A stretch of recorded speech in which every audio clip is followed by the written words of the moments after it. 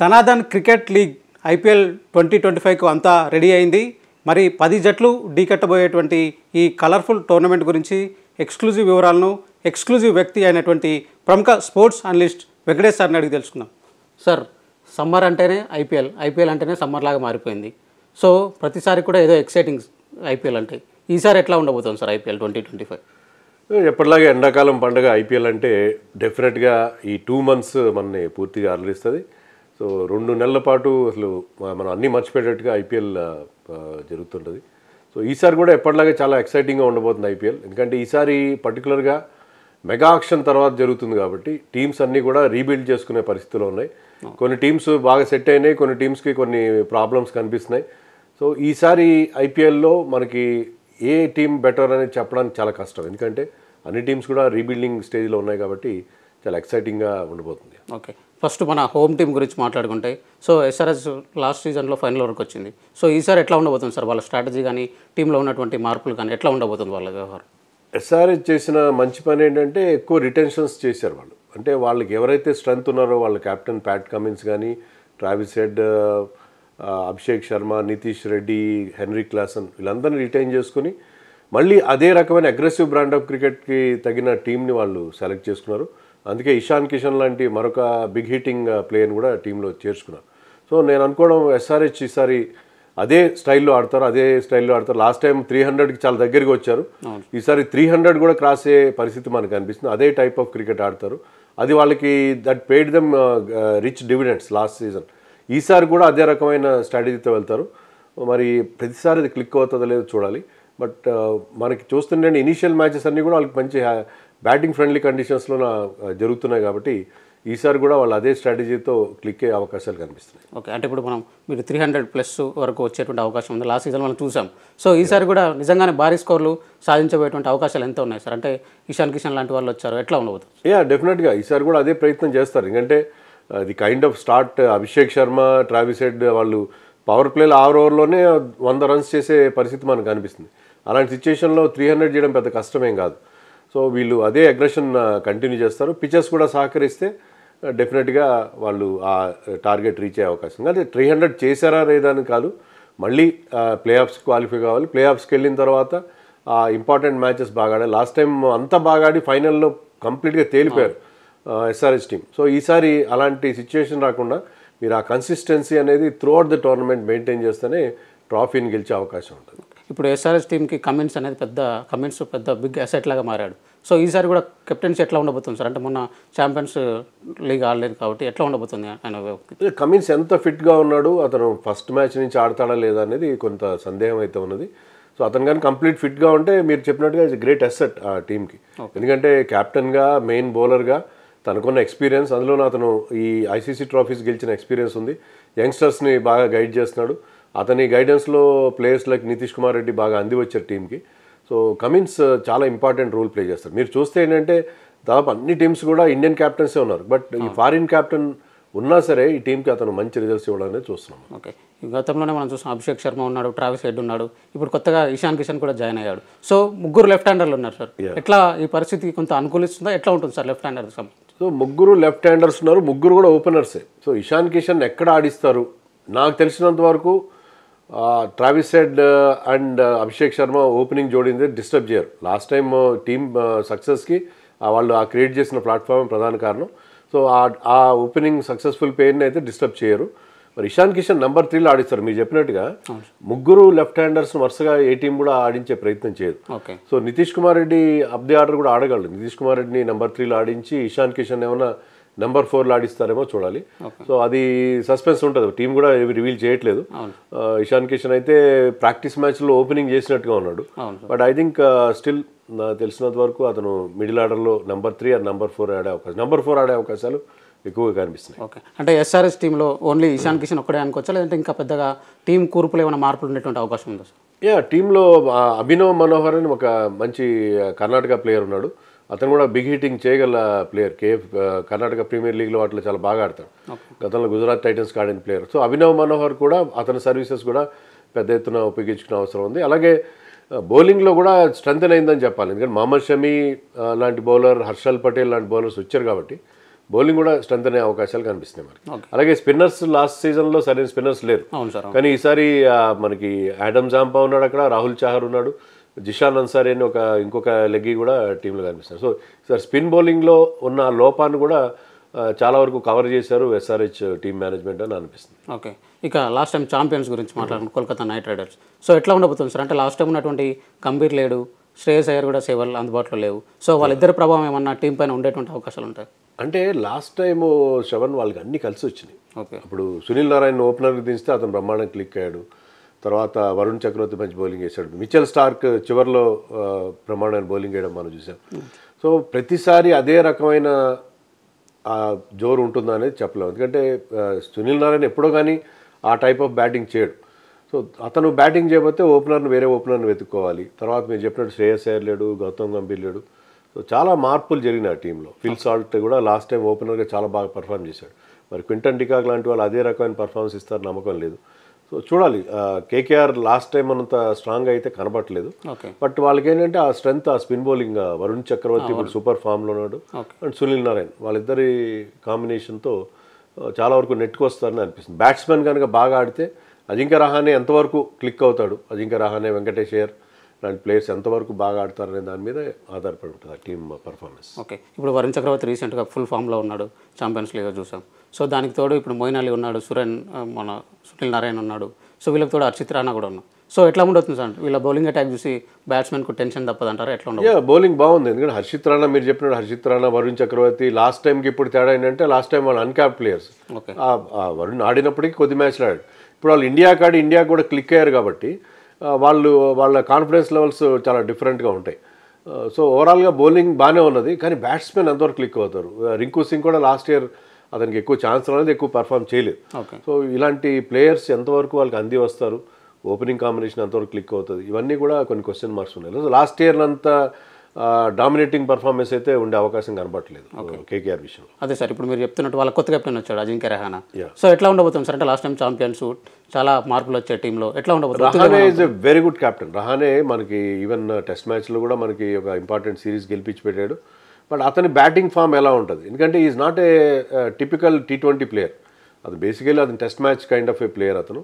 So Rahane కొన్ని సందర్భాల్లో సిఎస్కేకి బాగా ఆడి ఉండొచ్చు, కానీ రహానే ఈ ఫార్మాట్లో ఎంతవరకు క్లిక్ అవుతాడు అనేది నాకు డౌట్. అతను క్యాప్టెన్ చేయడం పెద్ద రిస్క్ అనిపిస్తుంది, ఎందుకంటే can he hold his place in the 11 on his batting అనేది ఒక సందేహం ఎప్పుడూ ఉంటుంది.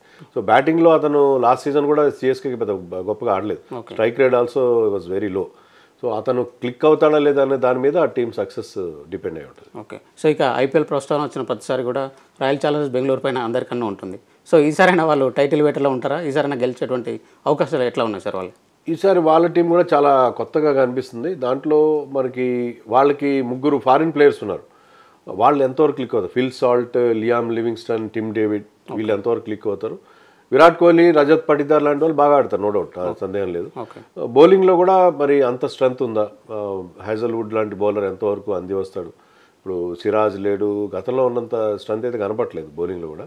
బట్ ఓవరాల్గా టీం బాగానే ఉంది. టీం కనుక ఫస్ట్ 11 వాళ్ళు కనుక బాగా పర్ఫామ్ చేస్తే ఆర్సీబీ కూడా సక్సెస్ అయ్యే అవకాశాలు. ఓకే, సో వాళ్ళు కూడా కెప్టెన్ మారాడు, రజత్ పటిదార్కి తీసుకొచ్చారు. సో కెప్టెన్ అతను ఉన్నా కూడా వెనకాల నుంచి నడిపించాల్సిన బాధ్యత కోహ్లీ పైన ఉంటుందంటారు సార్? ఎట్లా ఉండదు? RCB is always Virat Kohli's team. అది అతను కెప్టెన్ కాకపోయినా టీంకి ఒక లీడర్గా ఉంటాడు. సో యంగ్స్టర్స్ అందరూ అతని వైపు చూస్తారు. టీంలో ప్రతి ఒక్కరికి అతను ఒక ఇన్స్పిరేషన్గా ఉంటాడు. మన రీసెంట్గా అంబట్ రాయుడు కూడా ఒక ఇంట్రెస్టింగ్ కామెంట్ చేశాడు. ఆర్సీబీలో ఏంటంటే ప్రతి ఒక్కరు విరాట్ కోహ్లీ లాగా ఉండాలని ట్రై చేస్తారు, అతని బియర్డ్ అతనిలాగా పెంచుకోవడం, అతనిలాగా ఫిట్గా ఉండే ప్రయత్నం చేయడం అని చేస్తారు. సో అతనిలాగా ఆడడం కూడా నేర్చుకోవాలి వాళ్ళు. అలా నేర్చుకుంటే బాగానే ఉంటుంది. But Virat Kohli is man, ఎందుకంటే విరాట్ కోహ్లీ ఆ టీంకి స్ట్రెంత్ అతనే, ఆ వీక్నెస్ కూడా అతనే. సో విరాట్ కోహ్లీ టీమ్గానే ఉంటుంది, కెప్టెన్ ఎవరున్నా సరే ఆర్సీబీ. ఓకే, అంటే వాళ్ళ టీంలో చాలా చేంజెస్ వచ్చాయి సార్, ఫారెన్ ప్లేయర్స్ చాలా మంది వచ్చారు. సో ఇప్పుడైనా ఎట్లా ఉండబోతుందని, కాంబినేషన్ ఎట్లా ఉండబోతుంది? అదే ఈ ఫారిన్ ప్లేయర్స్ లియామ్ లివింగ్స్టన్ కానీ, ఫిల్ సాల్ట్ కానీ ఎంతవరకు క్లిక్ అవుతారు అనేది చూడాలి. టిమ్ డేవిడ్ ఆ ఫినిషింగ్ టచ్ ఎంతవరకు ఇవ్వగలుగుతాడు, ఎందుకంటే వాళ్ళకి ఇండియన్ కోర్ అంత స్ట్రాంగ్గా లేదు. రజత్ పటిదార్ అండ్ విరాట్ కోహ్లీ తప్పిస్తే ఇండియన్ ప్లేయర్స్ అంత స్ట్రాంగ్ ప్లేయర్స్ వాళ్ళకి కనపడిన పరిస్థితి. ఓకే. సో అందుకనే వాళ్ళు ఫారిన్ ప్లేయర్స్ ఎంతవరకు క్లిక్ అవుతారన్న దాని మీద వాళ్ళ ప్రోగ్రెస్ అనేది డిపెండ్ అవుతుంది. ఓకే. ఇక ధోనికి సంబంధించి జట్టు చెన్నై సూపర్ కింగ్స్. సో వాళ్ళ స్ట్రాటజీ ఎట్లా ఉండబోతుంది సార్? అంటే వాళ్ళు గత సీజన్లో కానీ అనుకున్నంత మేర రాణిస్తున్నారా లేదా ఎట్లా ఉండబోతుంది? లాస్ట్ సీజన్ చాలా డిసప్పాయింటింగ్ వాళ్ళకి, కానీ ఈ సీజన్లో వాళ్ళు they are looking very good. ఎందుకంటే టీంలో చాలా స్ట్రెంగ్త్ క్రియేట్ అయింది. బౌలింగ్లో ముఖ్యంగా అశ్విన్ చేరడం, ఓకే. నూర్ అహ్మద్, ఆల్రెడీ జడేజా ఉన్నాడు. సో వాళ్ళు స్పిన్ బౌలింగ్ వాళ్ళ స్ట్రెంత్. వాళ్ళు ఎప్పుడు హోమ్లో బాగా ఆడతారు, హోమ్ కండిషన్ స్పిన్కి అనుకూలిస్తాయి. సో అక్కడ ఎప్పుడైతే వాళ్ళకి మంచి స్పిన్నర్స్ టీంలో ఉన్నారో, ఆల్రౌండర్స్ని కూడా వాళ్ళు చాలామంది ఆల్రౌండర్స్ని టీంలో చేర్చుకోవడం జరిగింది. శివం దుబేతో పాటు ఇంకా దీపక్ హుడా, తర్వాత రాహుల్ త్రిపాఠి లాంటి ప్లేయర్స్ కూడా యాడ్ అయ్యారు. మంచి మంచి యంగ్స్టర్స్ కూడా టీంలో ఉన్నారు. So that team is looking. Rachin Ravindra, Devon Conway ఇద్దరు ఎవరిని ఆడిస్తారనేది చూడాలి. ఓకే. అండ్ టీమ్ ఓవరాల్గా చాలా బాగుంది. ఓవరాల్గా వాళ్ళ ఫాస్ట్ బౌలింగ్ కానీ అన్ని రకాలుగా. మతీషా పత్రానా మనకు తెలుసు లాస్ట్ టైం కూడా చాలా మంచి బౌలింగ్ వేశాడు. So Chennai super Kings last time కనీసం ప్లే ఆఫ్ చేరలేకపోయింది. ఈసారి మాత్రం ఆ టీమ్ వన్ ఆఫ్ ది ఫేవరెట్స్గా ఉంటుందని అనుకుంటున్నాను. ఓకే. ఇక లాస్ట్ టైం పర్ఫార్మెన్స్ మాట్లాడుకున్నాం కాబట్టి 5 సార్లు ఛాంపియన్ అయినటువంటి ముంబై ఇండియన్స్ కూడా చాలా ఘోరంగా విఫలమైపోయింది. సో ఈసారి వాళ్ళ స్ట్రాటజీ ఏంటి సార్? ఎట్లా ఉండబోతుంది వాళ్ళు? ముంబై ఇండియన్స్ ఈసారి చాలా బెటర్గా పర్ఫామ్ చేస్తారు. లాస్ట్ టైం కూడా టీం ఇదే ఉన్నది, వాళ్ళు కోర్ టీం అదే ఉంది. మంచి మంచి ఇండియన్ ప్లేయర్స్ అందరినీ వాళ్ళు రిటైన్ చేసుకున్నారు. లాస్ట్ టైం ఏంటంటే ఆ టీంలో ఒక అండర్స్టాండింగ్ లేకపోవడం, రోహిత్ శర్మకి హార్దిక్ పాండ్యా మధ్య కొంత టెన్షన్ ఉండడం, తర్వాత క్రౌడ్ నుంచి ముఖ్యంగా ఈవెన్ హోమ్ క్రౌడ్ నుంచి కూడా హార్దిక్ పాండ్యాకి చాలా నెగిటివ్ రియాక్షన్ రావడం అన్నీ చూసాం.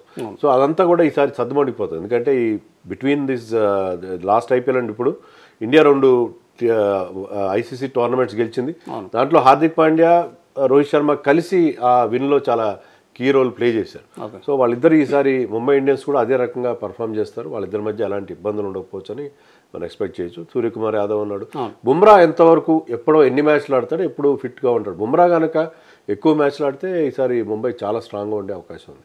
ఎందుకంటే టీం ఓవరాల్గా చాలా బాగుంది. వాళ్ళు కూడా ఆల్ బేసిస్ కవర్డ్ టీమ్ మనకు కనిపిస్తుంది. ఓకే. ముంబై ఇండియన్స్ టీం చూస్తే అందరూ కూడా సగం ఇండియన్ టీం దాంట్లో ఉన్నట్టు కనిపిస్తుంది. సో అందరూ కూడా కెప్టెన్ లాగా వ్యవహరించిన వాళ్ళే.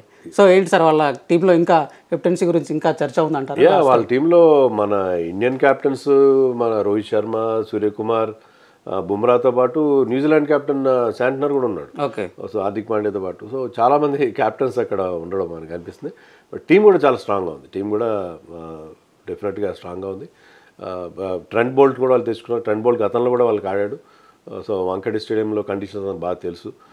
పవర్ ప్లేలో వికెట్స్ ఇస్తారు. అతను కానీ దీపక్ చహర్ కానీ పవర్ ప్లేలో వికెట్స్ ఇస్తారు. So Mumbai team is looking very good. Bumrah కనుక ఎక్కువ మ్యాచ్లు ఆడగలిగితే ముంబై ఈసారి ఖచ్చితంగా మరొక టైటిల్ వైపు దృష్టి పెట్టే అవకాశం ఉంది. ఓకే.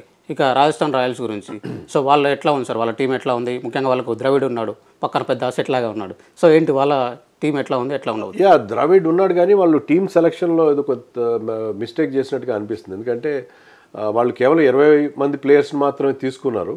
వాళ్ళకి బ్యాటింగ్లో కూడా ఎలాంటి బ్యాకప్స్ లేని పరిస్థితి కనిపిస్తుంది. బట్ వాళ్ళ దగ్గర అంటే మంచి యంగ్ ఇండియన్ టాలెంట్ ఉంది.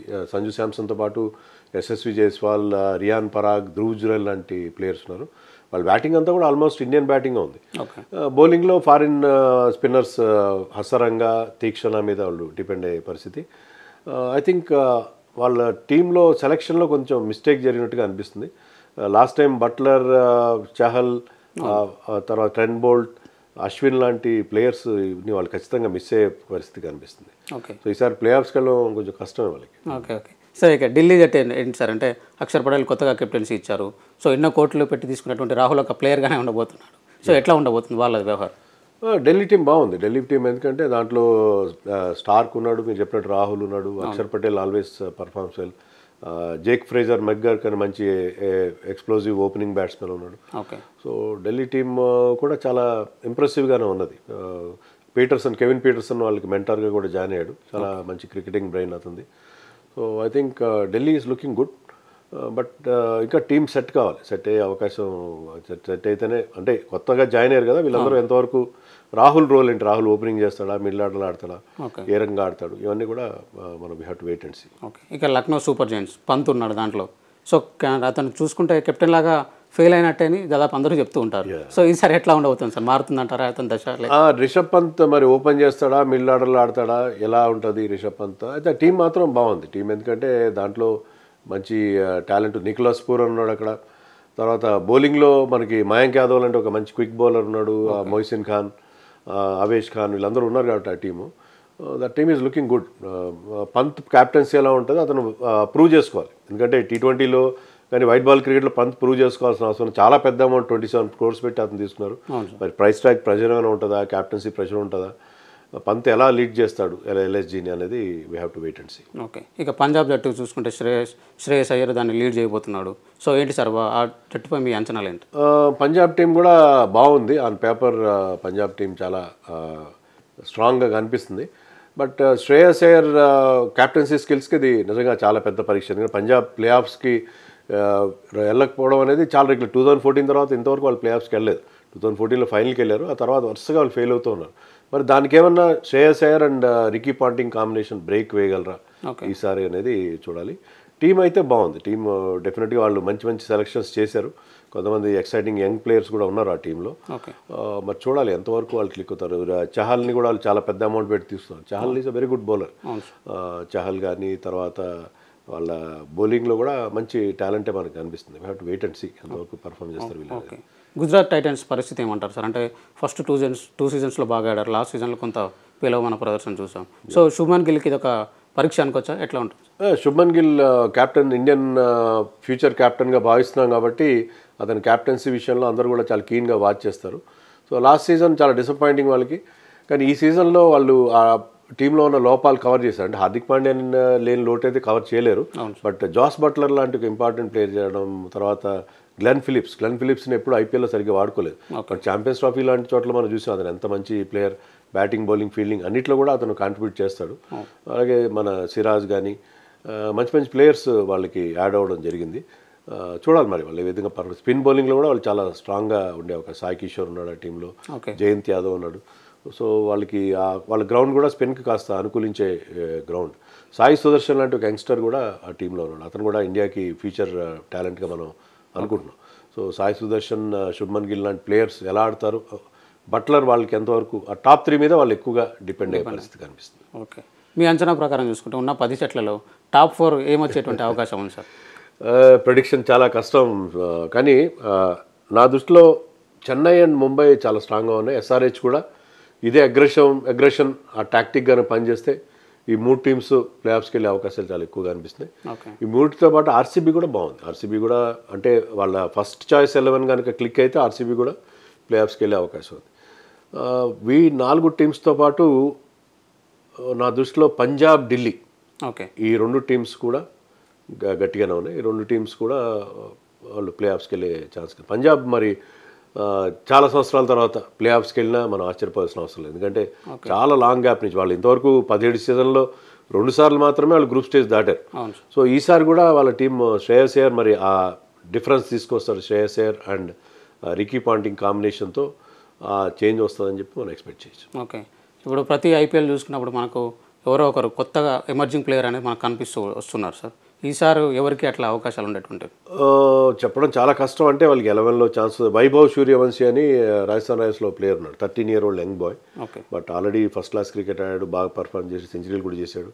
సో అతని మీద చాలా ఫోకస్ ఉండే అవకాశం మనకు కనిపిస్తుంది. అలాగే మయాంక్ యాదవ్ లాంటి ఒక ఫాస్ట్ బౌలర్, అతని విషయంలో కూడా చాలామంది అనుకుంటున్నారు. అలాగే రాబిన్ మింజ్ అని చెప్పి ముంబై టీంలో వికెట్ కీపర్ బ్యాట్స్మెన్, చాలా బిగ్ హిట్టింగ్ వికెట్ కీపర్, జార్ఖండ్కి చెందిన ఒక ఆదివాసీ క్రికెటర్. సో అతను అతను కనుక డెబ్యూ చేస్తే will become the first Adivasi cricketer to play in IPL.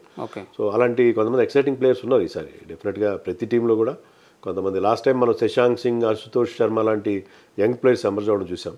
So ఈసారి కూడా ముఖ్యంగా బౌలింగ్ డిపార్ట్మెంట్లో, ఫాస్ట్ బౌలింగ్ డిపార్ట్మెంట్లో కూడా కొంతమంది కొత్త కుర్రాళ్ళు షైన్ అయ్యే అవకాశాలు కనిపిస్తున్నాయి.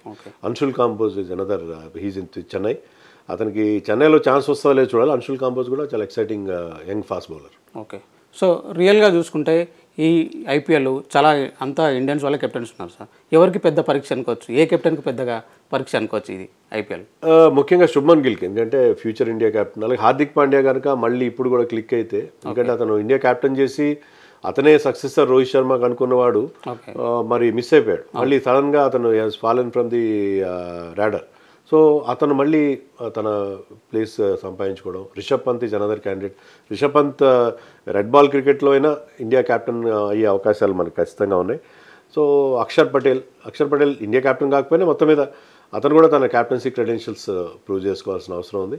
సో ముఖ్యంగా వీళ్ళు ముగ్గురు గిల్, పంత్ అండ్ శ్రేయస్ వీళ్ళ మీద మనకి ఎక్కువ ఫోకస్ ఉంది. Of course Sanju Samson already 3 సీజన్స్గా క్యాప్టెన్ చేస్తున్నాడు. అతను కూడా చాలా మంచి క్యాప్టెన్ అని చెప్పి మనకి ఉన్నాయి. సో బేసిక్గా నచ్చితే ఏంటంటే ఇండియన్ క్యాప్టెన్స్కి గతంలో ఫారిన్ క్యాప్టెన్స్ మీద, ఫారిన్ ప్లేయర్స్ మీద ఎక్కువ మోజు ఉండేది మనకి.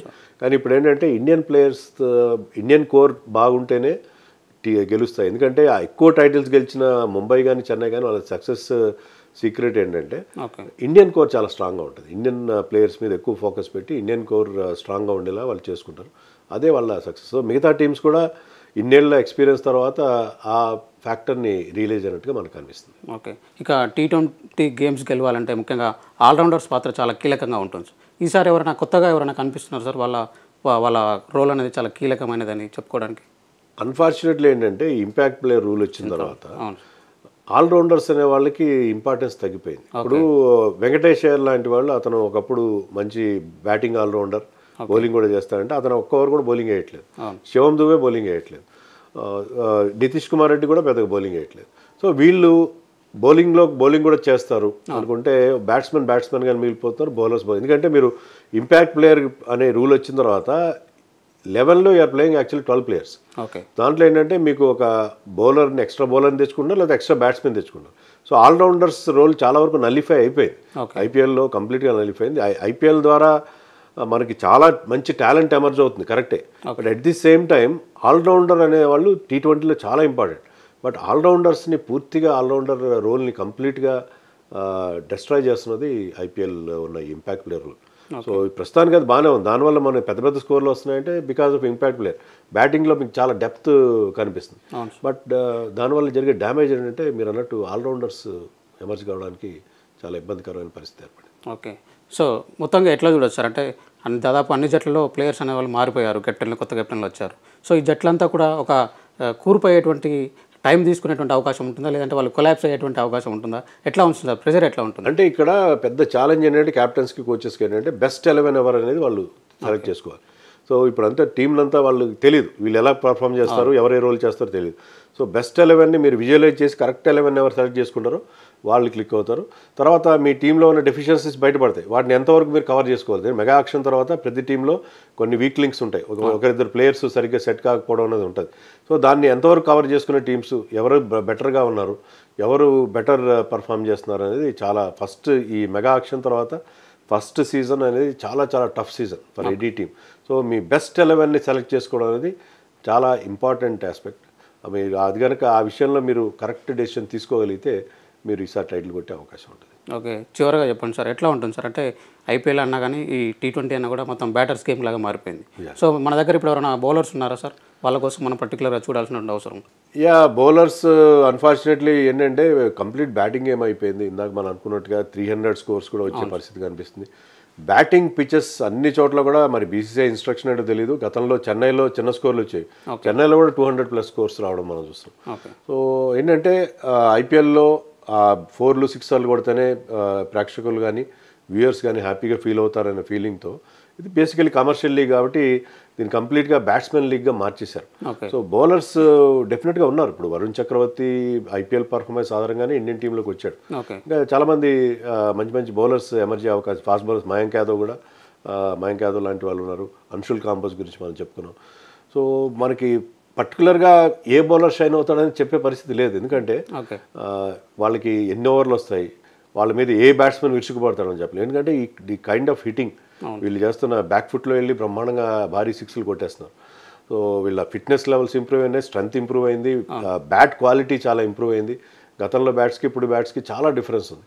సో దానివల్ల మనకి బౌలర్స్ కంప్లీట్గా ఈ ఐపీఎల్ వల్ల చాలా డ్యామేజ్ జరుగుతుంది. ఎవరైతే మరి ఇంత అడ్వర్స్ కండిషన్స్లో కూడా బాగా బౌలింగ్ చేయగలుగుతారో వాళ్ళు బ్రహ్మాండంగా షైన్ అయ్యే అవకాశం ఉంది. ఐపీఎల్లో కనుక మీరు మంచి బౌలింగ్ పర్ఫార్మెన్స్ ఇస్తే మీరు వరల్డ్ లెవెల్ ఎక్కడైనా ఇవ్వచ్చు. దానికి బెటర్ ఎగ్జాంపుల్ వరుణ్ చక్రవర్తిగా మనం చెప్పుకోవాలి. Okay, right sir, thank you. So ఇది ఓవరాల్గా చూసుకున్నట్లయితే గత 17 సీజన్లలో ఎట్లయితే ఐపీఎల్ క్రికెట్ లవర్స్ను అలరించిందో ఈ సీజన్ కూడా అట్లాగే ఉండబోతుందని వెంకటేష్ అయితే చెప్తూ ఉన్నారు. ఇక ముఖ్యంగా చూసుకున్నట్లయితే ప్రతి టీంలో కూడా దాదాపు అన్ని చేంజెస్ వచ్చినటువంటి నేపథ్యంలో ఆ టీము కూర్పు ఒక ఫైనలైజ్ అయ్యి సో ఆ టీమ్గా ఆడినప్పుడు మాత్రమే గెలిచేటువంటి అవకాశం ఉంటుంది. సో ఈ బలహీనతను ఎవరైతే ఓవర్కమ్ చేస్తారో వాళ్ళే టైటిల్ విన్నర్లుగా నిలిచేటువంటి అవకాశాలు ఉంటాయని కూడా వెంకటేష్ సార్ అయితే చెప్తున్నారు. ఇక ఓవరాల్గా చూసుకున్నట్లయితే చెన్నై కానివ్వండి, బాంబే కానివ్వండి, హైదరాబాద్ ఇలాంటి టీంలు ప్లే ఆఫ్స్కి వచ్చేటువంటి అవకాశాలు ఉన్నాయని కూడా ఆయన అయితే అభిప్రాయపడుతున్నారు.